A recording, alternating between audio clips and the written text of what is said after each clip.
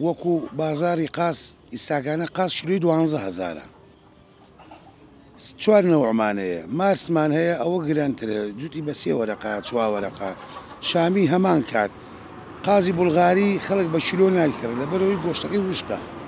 بەس قازی خۆمانە بە دایکردنی دێنە 12 لەبەرەوەش خەڵک خواسی زۆر لەسرە ئەم قازی خۆمانەیە بۆ سەرما خۆشە لە ناو هاوێنە هیچ ڕەواجیشی نییە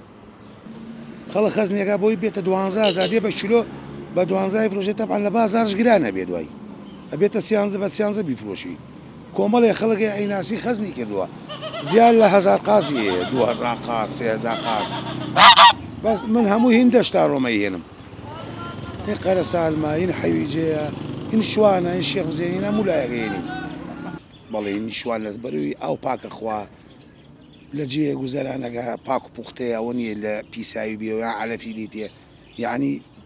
گۆشتەکەی بۆیە پاک و جوان و سپیە لەبەرەوەی شتی پیسی ناخۆوە بەس ژیا و گەن مەخۆ ئەو 2 ساڵی قازکەمە بێش هینە 95 و 2030 ئەوانە زۆر قاز هەیە هەرزانە هەردانەی 10,000 و 15,000 و جوتی بە 25,000 بەس ئەو ساڵی 2 ساڵی زۆر کەمە خەڵک لەدەش نەماوە گەشت دیە بۆ کەرکووک بۆ کەرکووک تەکسی عیشەکە حەلاق عیشەکەتەوە لەدەش نەماوە خەڵک ئەسعنا ئەو موسمی قاز بقوته موسمی قاز بقوته لە هەمووی بقوته موسمی قاز هەر گرانە چلۆی 10,000 11 12 ئەیکا موسمی 12 و 1 و 2 ئەوە بقوته بازار بقوته بەس قاز نییە